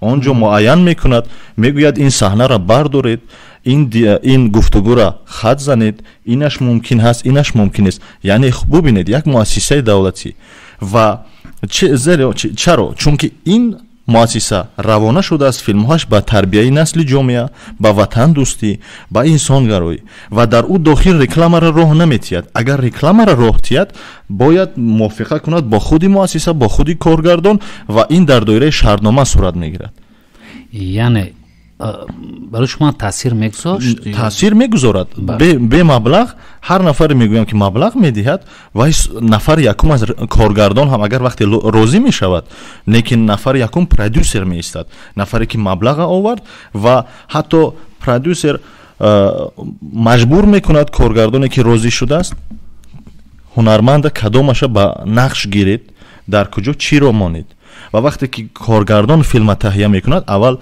продюсер нафаре ки маблағ метиҳад вай мебинад ва мегӯяд ки ман қабул кардам ва баъдан метавонед ба намоиш гузоред яъне ки дар сурате ки маблағгузорӣ буд нафари якум продюсер унҷо меистад на коргардон хуб ташаккур мекунам яъне ки фармоишгар ҳама вақт аввал аст марҳамат давлат воқеан бибинед ки инҷо борҳо гуфтем ки синамо дар баробари санъат будан саноат низ ҳаст ва филмҳое ҳастанд ки чили ки гуфтам филмҳои муаллифӣ ва филмҳои тиҷоратӣ хоб филмҳои муаллифӣ хоб он филмҳое ҳастанд ки масалан барои бештар фестивалҳо синамо ҷашнвораҳо пешниҳод мешаванд ва ҳадаф аз сохтани он филмҳо ҳам ҳамин аст иштирок дар синамо ҷашнвораҳо ва дигар филмҳое ҳастанд ки бозарашон бисёр гардон аст ва гарм аст ан филмҳои тиҷоратӣ аст хоб табиист ки аз ҷониби ин ё он маблағгузор фармоиш дода мешавад фарз кардем соҳибкоре дар як самти тиҷорат мекунад самти тиҷорати истеҳсолӣ дорад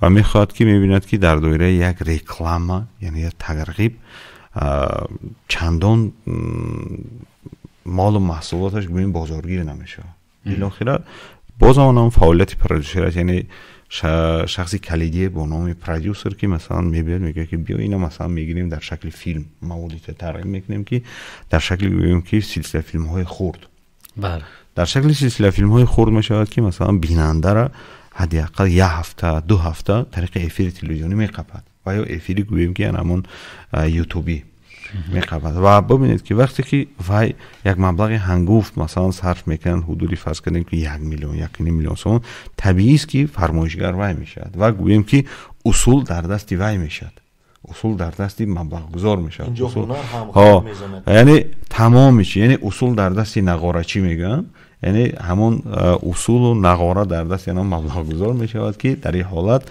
гӯем ки пурра бояд ки ба хосту гӯем ки хоҳиши ан ҳам маблағгузор бояд вай кунӣ бале албатта бо риояи гӯем ки баъзе меъёрҳо ҳастанд ки аз ҷумла меъёрҳои забонӣ баъзе масалан саҳнаҳое ки ана то آداب و اخلاق مثلا جامعه کوسته نکنه و مثلا فیلم تجارتی آفریده میشود مثلا پیش همه اودیتوریش معین کرده میشود که مثلا برای کدام اودیتوری روانه شده است، برای مثلا زنها است یا مردها است، برای کودکان است یا نورسا است، برای جوانان است. البته همه اینا رعایت میشه. در همین سمت بعد گوییم که فیلم فرمایشی آفریده میشه.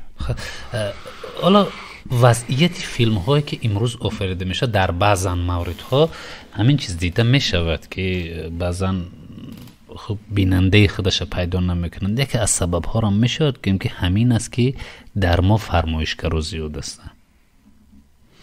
نه، من فکر میکنم که گپ سری فرمایشگر، البته فرمایشگر اولی سینمای تاجیک بحثاتی گوییم که صناعت نرسیده است. یکمش این که مثلا یک چند فیلمایی که میشون در سال یا که در 2 سال در 3 سال یک کس یا نیم کس مثلا فیلمای کوتاه یگون فیلمای مثلا سلسله فیلم‌های خرد میگیرن، اینا نمیشه گفت که مثلا علاقه سینمای تاجیک با از صنعت به صناعت گذشت.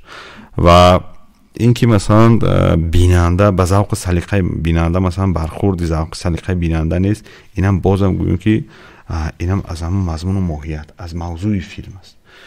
چکری که عبدالحی میگوارها میگن که فیلم از زندگی گرفته میشود و به زندگی مردم روانه کرده میشود. ببینید وقتی که همین چیز فیلم در سوژه فیلم وقتی که حیات امروزه جامعه انعکاس کرده نمیشود و هر یک گوییم که فرد آگاه یا گوییم که یک فرد جامعه گوییم که حیات خودش زندگی خودش در اون فیلم نمیبینه، طبیعی است که او فیلم برخوردی درد وی نمیشود.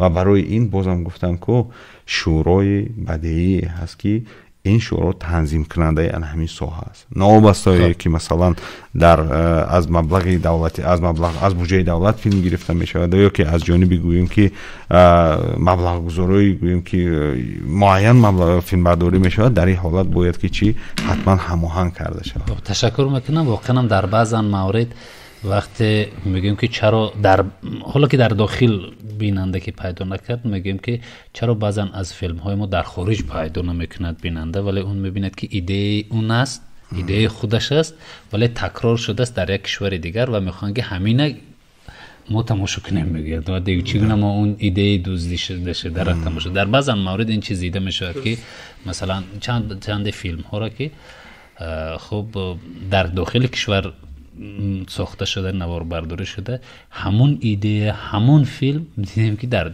خارج کشور بود. چگونه که خب به فرض مثال یک فیلم ترکی، خب یک فیلمی که دیدیم قبلا اون در ایران شده مثلا، یعنی در ما هم خیلی زیاد، من مثال از تاجیکستان نآوردم و همین چیز خیلی زیاد دیده میشد. ولی یک حالت دیگر هم در همین تبلیغ فیلم دیدم. حالا ببینید در کدام فیلم ترکی خب سطحش خیلی بلند، من نمیگم چی، ولی در کدام فیلم شما ندیدید که خب فرزند خب در یک جایش یک فرزند به پدر تولد نشده باشد، یعنی به اصطلاحی که حرومی تولد شدن.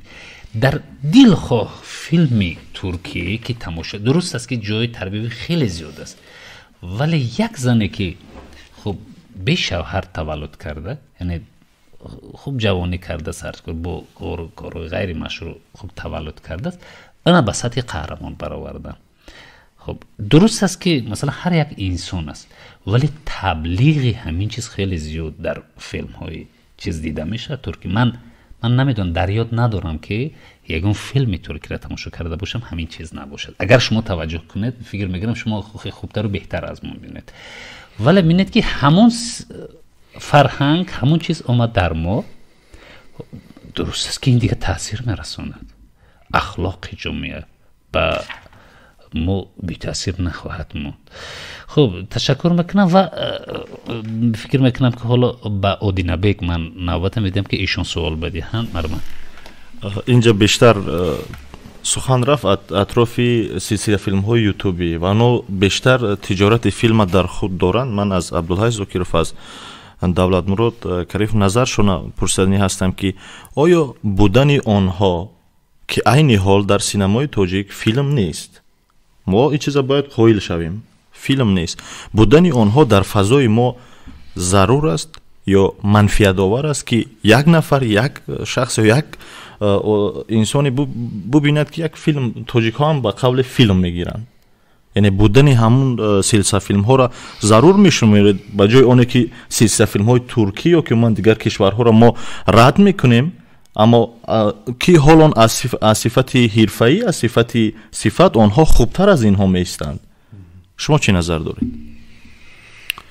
хоб бубинед ҳозир шумо пештар гуфтед ки мақсад як филме ки қаблан дар эрон истеҳсол шуда молмулак мегуфтанд эрони молмулак мулои замонавӣ бубинед ин мавзӯъ як мавзӯъ аст ва дар як мавзӯъ бибинед ки чандин нафар асар меофарад ва ҳар яке гӯем ки тарзи пешниҳоди худ дорад ва вақте ки мо айнан як филма мебинем ки дар ҳамин дар як мавзӯи муайян офарида шудааст ва куркурона тақлид карда ҳамна меофарем яъне мо уна ба таври нохудогоҳ гӯем ки нусхабардорӣ кардему заҳмати гӯем заҳмат барабас додем маблағ барабас додему офаридем вале мо гӯем ки аналоги ҳамона мо истеҳсол накардем яъне тақлид то ҷое масалан тақлид дорад тақлид моҳирона на тақлиди куркурона табиист ки бахсус дар соҳаи эҷод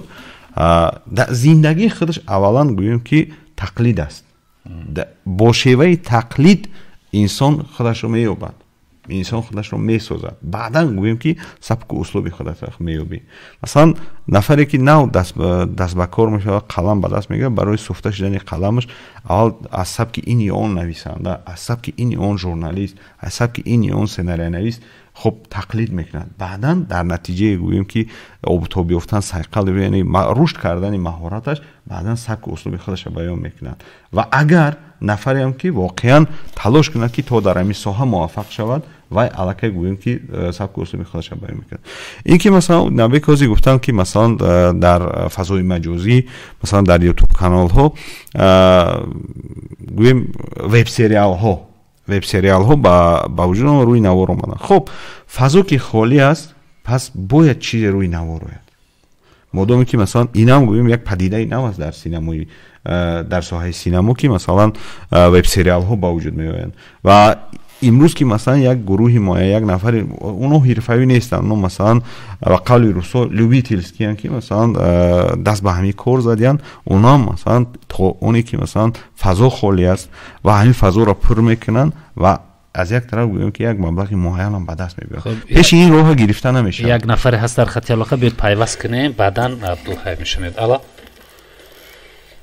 салом алейкум алейкум ба салом аз куҷо занг мезанед чунум доред ман аз далолдини балхӣ занг мезанам ман якчи аз ин меҳмонҳо пурсиданиам ҳозир дар ҳамин шароит дар ҳамин замон ман гуфтаниам ки ҳамин роли асосида пулне боза ёки ҳунар хуб як бор дигар такрор кунед ман гуфтаниам ки дар ҳамин ҳозир дар ҳамин шароит ҳамин роли асосиро мисол шумо коргардонен киносозен актёрен роли асосиро ҳамин пул мебоза ё ҳунар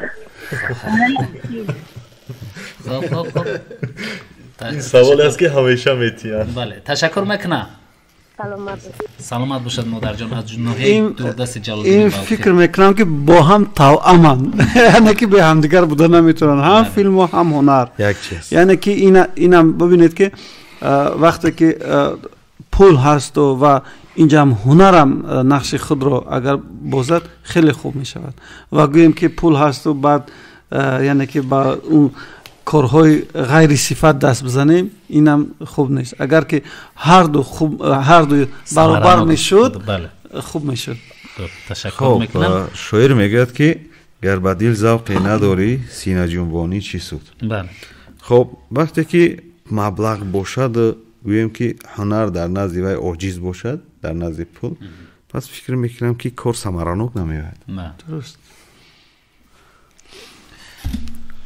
хуб саволи дигар боз назар мепурсем аз меҳмоно хаста нашудан фикр ман оли ба саволи шумо ҷавоб надодам давлатмурод ҷавоб додам ман ҷавоб надодам бошанд ман фикр мекунам ки чунин ҷавоно бошанд ин ҳама чи аз ҳамин сар мешавад он аз ғалтидану хестану афтиданҳо мумкин ҳамун бачаҳо дар оянда як коргардонҳои хеле хуб шаванд.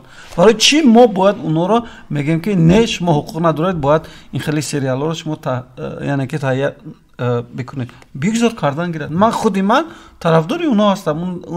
ҳар нафаре ки завқ дорад, шавқ дорад, оҳиста оҳиста ба ҳамун ҷои мехостагиш агар бимонад дар ҳамин соҳа мерасад. воқеан ҳам дар дигар кишварҳо ҳам ин гуна усул ҳаст. аз сабабе ки филм зиёд истеҳсол мешавад, онҳо дар тарозу баробар меистанд ё яке бештар меравад, аз ҷумла филмҳои ҳирфаӣ. ман аз аввали суҳбат то ин дам тахминан хеле вақт ҳам гузашт, ман ҳаминро фаҳмидани будам ки бибинед, аз аввали суҳбат мо ишора кардем ки синамо бояд аз ҷониби ҳукумат дастгирӣ ёбад, синамо аз ҷониби хуб киностудияи давлатӣ ва дигар ниҳодҳо дастгирӣ ёбад. аммо назари коршиносони синамо ҳаст ки синамо бояд мустақил рушд кунад. яъне дар дигар кишварҳои олам синамои давлатӣ вуҷуд надорад, яъне онҳо худшон филм мегиранд. зеро ки ба назари онҳо агар ки синамо мустақил набошад, наметавонад ба таври бояду шояд рушд кунад, яъне ки ҳар коргардон наметавонад он чизе ки мехоҳад вай бошад. шумо чӣ назар доред? мо кадом тараф такя бештар кунем ва хуб синамои мустақилмона мо чӣ хел барномарезӣ кунем то фарду муваффақиятҳои бештар ба даст орад? хуб, давламрод хоҳиш мекунам вақтам бошад, чун бошад дар маҳдудаи вақт кӯшиш мекунам ки кӯтоҳтар ҷавоб диҳам. бибинед, дар шароити иқтисоди бозорӣ ки мо гӯем ки дорем мерим ба дар сохтани гӯем ки ҷомеаи сармадор ба самти ҷомеаи сармадарӣ мерим ва дар ин ҳолат дар ин соҳа хоҳ вай соҳаи гӯем ки иқтисод аст, хоҳ тиҷорат аст, хоҳ соҳаи санъат аст, саноат аст, дигар ҳамаи ин гӯем ки асос пешбарандаи гӯем ки ана ҳамин субъектҳои хусусиянд. яъне дар ин ҳолат дар бахусус дар соҳаи синамо, масалан ки синамое ки мехоҳад синамои як миллате ки мехоҳад аз қолаби санъат ба саноат табдил ёбад, албатта ҳамаш дар оғоз ҳам гуфтем ки заминаи қонунӣ бояд ба вуҷуд оварда шавад. яъне дар қонун шароиташа ба вуҷуд меорӣ ва гӯем ана ҳамун субъектҳои хусусӣ аллакай пайдо мешаванд ва рушд мекунанд ва пешбарандаи гӯем ки соҳаи синамо ана ҳамин гӯем ки субъектҳои хусусӣ мешаванд. манзурам киностудияҳои хусусӣ ки дар офаридани филм онҳо даст ба кор мешаванд ва нукта намонад ки дар ин хел ҳолат дар шароити иқтисоди бозорӣ ниҳодҳои давлатӣ ино дар баробари масалан иштирокчӣ ана ҳамин раванд бидан, онҳо як масъулияти дигар доранд ки танзимкунандаи ҳамин соҳанд, яъне монополист нестанд, яъне дар таҳти инҳисор намегиранд. ино гӯем ки ду функсия доранд, яке гӯем ки ҳам гӯем ки ҳамчун як субъект дар ин бозор иштирок мекунанд ва дигар масъулияташон ҳамчун як ниҳоди давлатӣ ҳамин соҳаро танзим мекунанд. агар ҳамин чиз, ҳамин механизм ба таври бояду шояд ба роҳ монда шавад, боварӣ дорам ки дар як муддати кӯтоҳ соҳаи синамои тоҷик рушд мекунад. хуб, ташаккур. як дақиқа шумо ҳам ба ин посух бигӯед. бисёр саволи ба маврид додан одина дуруст аст. пеш аз ҳама бояд синамогарон озод бояд бошанд. ҳар чизе ки мисол унҷо озод аст, ҳар чизе ки дили онҳо мехоҳад ҳамун шавад. фикр мекунам ана маҳдудиятҳо агар набошад, синамо рушд мекунад. ва боз як паҳлӯи дигар аст ки албатта ки имрӯз ҳукумати ҷумҳурии Тоҷикистон ки мо кормандони муассисаи давлати Тоҷикфилм ҳастем ва дар боло ҳам гуфтем ки бояд ба филмҳои таърихӣ рӯ биёрем, бе мисол дастгирии ҳукумат намешавад ин чиз. баро ки инҷа маблағҳои зиёд дар кор ҳастанд, дар инҷо дастгириҳои зиёд лозим ҳастанд ки ва мо битавонем ки анаму таъриху фарҳанги гузаштаи худро рӯи навор биёрем. хуб, ташаккур мекунам. Одинабек, шумо ҳам як дақиқа ҳамин мегӯям ки бубинед, агар ки тақсимбандӣ кунем, муассисаи давлати Тоҷикфилм ба филмҳои тарбиявӣ, таърихӣ ва барои тарғиби сиёсати ҳукумати кишвар роҳандозӣ шавад ва синамои тиҷоратӣ равона карда шавад ба мустақил будан ва ҳар нафаре ки дар фазои синамои кишвар мехоҳад филм таҳия кунад равона карда шавад. хуб, ташаккур мекунам барои як суҳбати хеле пурмуҳтаво ва ёдрас мекунем шунавандаҳои гиромӣ. ҳамсуҳбатони мо буданд Абдулҳай Зокирӣ, яке аз коргардонҳои хеле маҳбуби кишварамон, ва инчунин хуб Давлатмурод Каримов, яке аз коршиносони хеле хуби کشورمون در سمت فیلم و کینو که با ما بودن صحبت انجام دادند و ما رو همراهی کردن آتینا محمد دولتوف و فکر میکنم که شنونده های گرامی از این صحبتی که کردیم اگر چیزی به خود گرفتن سر ما به آسمان میرسد و در اینجا میخوام برنامه فرصتی بیان به پایان برسد و برنامه های دیگری ما ادامه خواهند کرد.